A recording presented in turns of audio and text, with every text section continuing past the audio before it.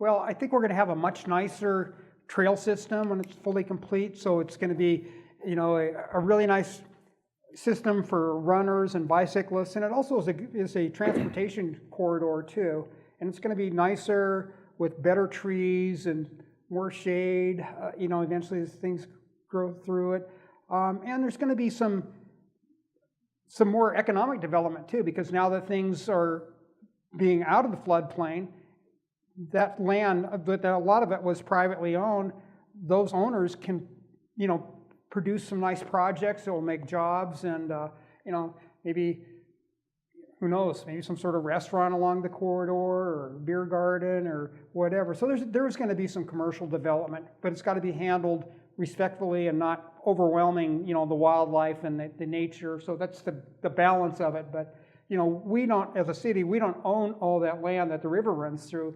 So all we can do is provide opportunities for private owners to do, the responsible thing too, and give them incentives. So it's always how do you work with everybody to find a win-win solution where everybody wins?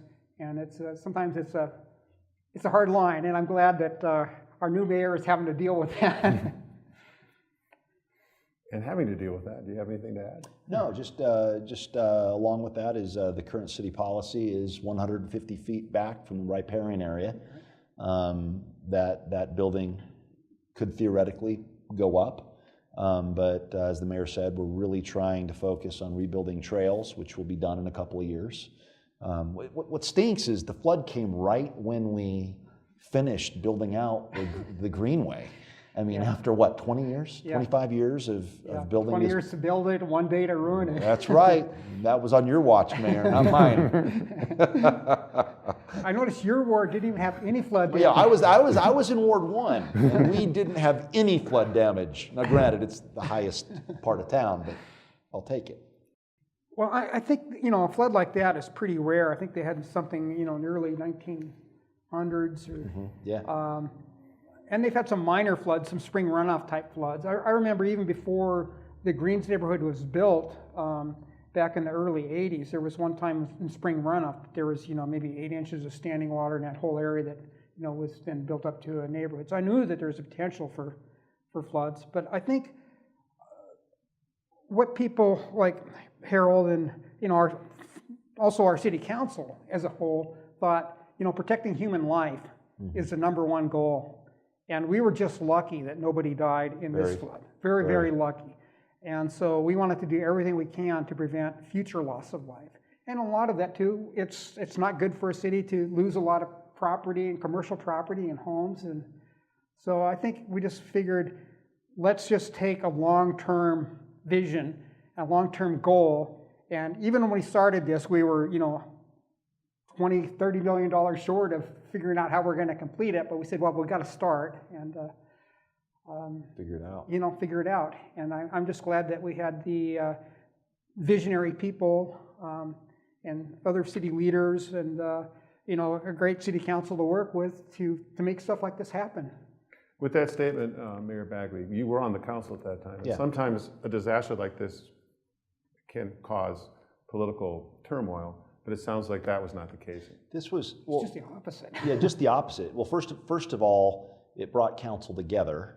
But again, we were all on scene, and so tying in with the lucky loss of life and why are we mitigating? We saw it. We saw it firsthand, and we were fearful, and we were worried, and we were tired, and we were exhausted.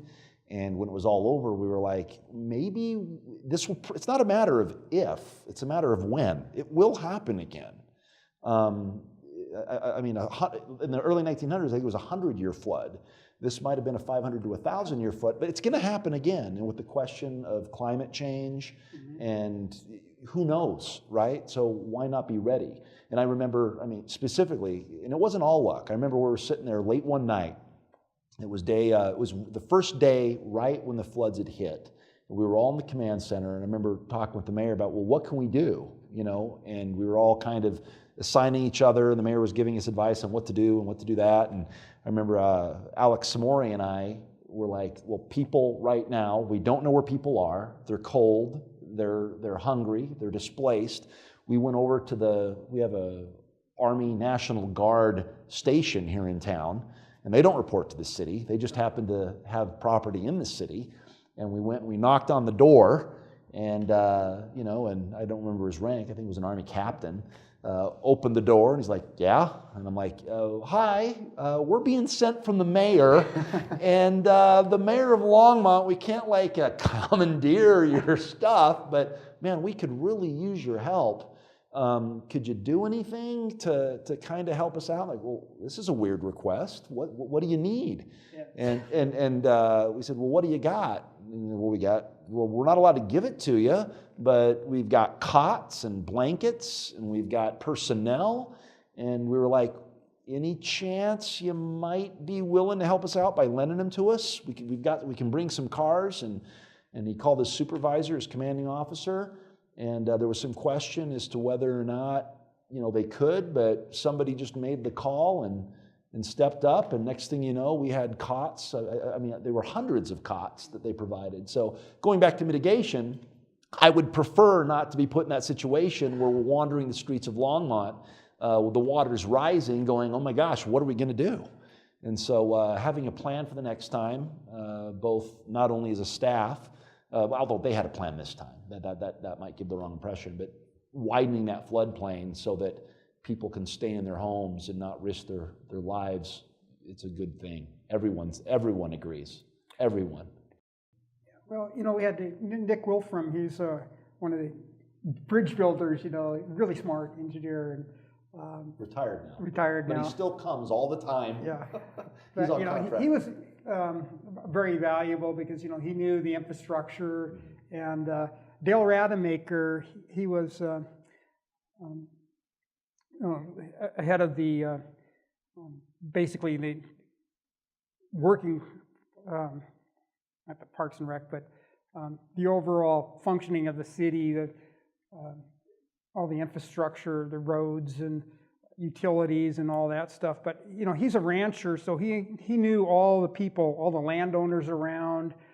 So he's the one that knew who owned what chunk of land. So when we needed to divert the water back, he could talk to that person and say, well, we're going to cut a big ditch through your property. Is it okay? And so he was very integral to managing this whole system because he knew the city and he knew the people and the players and the farmers, and his just institutional knowledge of all of our infrastructure was amazing. So he was very important. Another key person was Kathy Fedra, because when we're managing a project and you're doing these things, you need to really understand and dot all your I's and T's. I mean, I remember walking into the conference room, and when you're dealing with federal money, you've got to do everything exactly right and document every dollar an hour. And there was this big flow chart on the board, and it was so complicated on the process you had to do. I mean, it just looked like the biggest software coding problem with jump statements and do loops, and nobody really understood that except for Kathy Fedra. Yeah. And she was the one that made sure that all of our accounting procedures and everything was done right, and then all the different people that work behind the scenes in purchasing, because when you're contracting someone to go up in the mountains where our dam is and reconstruct a road, and you got to issue purchase orders and contracts, and it was just an amazing amount of things that was going along, and it was fun to see the different departments too, because during this, it didn't matter what department you were from. There was people that were down in the emergency center working together, cross departments. So I think that really helped bond a lot of different departments, because it seemed like before there was a lot of fiefdoms and different, and after the flood, I think when people got used to working together across different departments and building those relationships, I think it made the city run a lot better. Just to follow up, Kathy's position would have been? She's Kathy Fedler's official title is, don't know, but she along with Karen Roney we call them the spiritual the heart of the city. They're Yeah, the the ones in heart and charge. soul of the Heart city. and soul of the city. They know how to get money from state and federal sources in order to provide for our less fortunate, our Section 8 housing, our community service. director of community services. Director of community services. And probably doing grants. And it sounds like, I mean, just to follow up a little bit more, in the future, it sounds like you're going to, or are thinking about having more delegated authority to the staff to make decisions quicker, to do like when you reached the road and did some of these other things, that they have authority. So you don't have, as elected officials, have to be out there, but maybe staff has that authority to be in position to do that. Is that, or am I overstating it? Primarily, the staff does have things, you know, I mean, we have basically, you know, a weak mayor system. You know, I mean, our only employee is Harold Dominguez and the city manager, so we just give them, you know, basic direction. But where they needed me, particularly, is because I had great relationships with the county commissioners, so they wanted me to contact the county commissioners and let them know we needed to tear up their road. So it was better for me to do that than Harold. But, you know, once I, you know, got that permission, then I'm not the one that's going to go tell them exactly how to tear up their road, but I'm saying, you've got permission. That was Gabe Santos. Yeah. He ripped up the road. Yeah. No, and the other thing is that, and again, I guess to kind of correct your question, Okay. staff had that authority. I mean, we were not there as city officials telling anybody what to do. So other names would be Chief Mike Butler. Oh, yeah. Chief Butler is the public safety chief responsible for police and fire. And then Dan Emons was emergency manager. And then Bob Allen kept the water flowing because Bob two of our Allen. 3 water supplies were Down, cut off. And, yep. but we, And at the time, Tom Roniotis kept the power running. yeah. He was the director of Power and Longmont Power and Communications. And so it was city council was there because our role was literally, okay, guys, we don't have enough staff to do this, so why don't you do this? So I remember another time, city council said, well, now what can we do? They're like, here's a list of people that their loved ones do not know where they are. Your job is to find them. And so we worked the phones. The river had literally cut Longmont in two. You could not go from north to south without going all the way out and around towards I-25. That St. Vrain River, which normally you could take a running leap and cross, it was a mile wide. Yeah, and deep and fast moving. Deep, yeah. And so we were, city staff, to answer your question, will continue to have whatever authority they need to act, to protect property and preserve human life. And they had it then, they continue to have it today. It continues. I think we're not set to be done for another 2 or 3 years. Actually, no, even longer than that, because it all depends on how quickly we can get the BNSF bridge repaired, how quickly we can work with property owners, but we continue to buy that private property that's in the floodplain. Not only during the flood, but even after, you've had no pushback. I mean, everybody understands there's been no eminent domain action, for example. There has been no, the word no has not been used. No, you cannot cut a track through my land, or no, we will not sell, or no, the community continues to work towards restoring the river. And if you drive by that same Main and Ken Pratt and look out, you still see the bulldozers, you see the rocks, you see the walls going up. But it's. There's been a couple of the reaches that have been done. Yeah, a few have been finished, but we still have a long way to go. We're still waiting on the FEMA map. We're still working with the feds to find out where exactly those final flood lines will be drawn, which of course impacts development, because you've got some developers and private property owners and they want to build, but everybody understands that nobody's building where that water hit before. Everybody remembers what it's like, and it's still pretty fresh. I'll say, as the current mayor, yes, we will continue to use those state and federal dollars. But the other problem is that during this time, we also found out that our city's sewer lines and infrastructure was not being maintained. And so we increased some fees and we increased revenue sources, and the public is paying for that. I don't remember exactly what we did, but Yeah, I remember there was a fee that was added. Right. And then wasn't there a Parks and Rec fee too that was added? So we basically went and we increased our fees and taxes. I mean, there's no other option. But we didn't get any pushback appreciably from the residents.